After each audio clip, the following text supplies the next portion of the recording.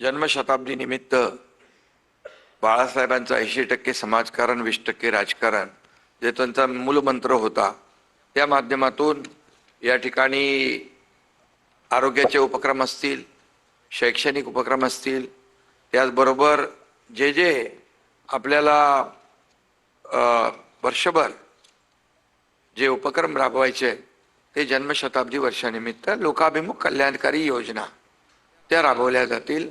आणि जे बाळासाहेबांना अभिप्रेत होतं ते या संपूर्ण उपक्रमामध्ये असेल। आणि त्याचबरोबर मी एवढंच सांगतो की आता वचननामा आम्ही त्यांचाही पाहिलेला आहे। त्या वचननाम्यामध्ये हा कुठलाही हिंदू हृदय सम्राट बाळासाहेब ठाकरे यांचा उल्लेखही नाही साधा। यामध्ये मराठी तरुणांसाठी शिक्षण, रोजगार, उद्योजक यांच्या धोरण राबवण्यात येईल। त्याचबरोबर महापालिका रुग्णालयाच्या मी मगाशी सांगितलं, बाळासाहेब ठाकरे वैद्यकीय विद्यापीठ उभारण्यात येईल। मराठी भाषेला अधिक समृद्ध करण्यासाठी उपाययोजना, ग्रंथालय, सांस्कृतिक केंद्राची संख्या वाढवण्यात येईल। मराठी तरुणांसाठी फेलोशिप सुरू करायची आहे। परवडणाऱ्या घरांचं धोरण मगाशी मी सांगितलं की मुंबईकर मराठी माणूस हद्दपार झाला त्याला पुन्हा आणायचं आहे। पण मला एवढंच सांगायचं आहे की त्यांच्या वचननाम्यामध्ये साधा मराठीचा उल्लेख आम्ही पाहिलेला नाही, हिंदुत्वाचाही उल्लेख नाही आहे का। आणि बाळासाहेब ठाकरे यांचा जन्मशताब्दीचा उल्लेखही नाही, त्यांचा त्यांना विसर पडलेला आहे। त्यामुळे मी सांगेन की आता आमचा वचननामा तर आम्ही सगळ्या कल्याणकारी योजना विकासाचा अजेंडा घेऊन आम्ही पुढे चाललोय। आणि त्यामुळे त्यांचा वचननामा फक्त त्याच्यामध्ये जे दररोज बोलतात टोमणे, तर टोमणे नामा किंवा घोटाळे नामा, टोमणे नामा आणि हलफनामा पाहिजे। टोमणे नामा, हलफनामा, घोटाळे नामा, काय जे काय भलायचं बना, पण आमचा विकासनामा आहे, आमचा वचननामा आहे। आणि त्यामुळे हा फरक आहे। आम्ही लोकांना दिलेला शब्द पाळणार आहोत।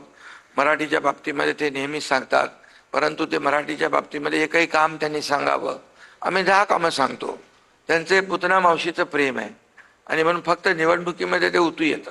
पण आम्ही कायमस्वरूपी मुंबईतल्या मराठी माणसाच्या मागे, मुंबईकरांच्या मागे सरकार उभं राहिलेलं आहे। आता आशिष शेलार यांनी एक सूचना या ठिकाणी केलेली आहे, मराठी सिनेमांना हक्काचं सिनेमागृह, मल्टिप्लेक्स थिएटर महापालिकेच्या माध्यमातून उभारण्याचा निर्णय आपण घेऊ। मराठी नाट्य, संगीत, कला, कलांसाठी 3 मराठीसाठी नाट्यगृह उभारण्याचा संकल्प आम्ही केलाय। तंत्रज्ञानाच्या आधारावर AI पोर्टल आणि अल्गोरिदम ऑडिटवर भ्रष्टाचार विरहित मुंबई महापालिका देखील करण्याचा संकल्प या ठिकाणी केलेला आहे। ठेवीचं मी आपल्याला सांगतो, मी कालच बोललो त्याच्याबद्दल। ठेवीमध्ये माझ्याकडे चार्ट आहे आणि याप्रमाणे 2019ला 76,579 कोटी होते आणि कॅपिटल एक्सपेंडिचर 5,432 होता 2019ला। 2020ला 7,900 होते आणि खर्च होता 9,695 वर्षाला। 2021 78,745 आणि खर्च 9,341। आता बघा 31/3/2022 सरळ 91,690 कोटी झाले का। त्यावेळेस आम्ही निर्णय घेतला होता की जो प्रीमियम, कोविड काळ होता, प्रीमियम 50% सवलत, स्टॅम्प ड्युटीमध्ये 50% सवलत, त्यामुळे 91,000 वाढले। आणि त्यानंतर मग बघा 86,000, 82,000, मग माझ्या काळात, देवेंद्रजींच्या काळात, पण इकडे 5,432 2019ला होता वर्षाचा खर्च, आता 20,166 कोटी आहे। एवढा खर्च करून पण आजच्या ठेवी किती आहेत माहित आहे?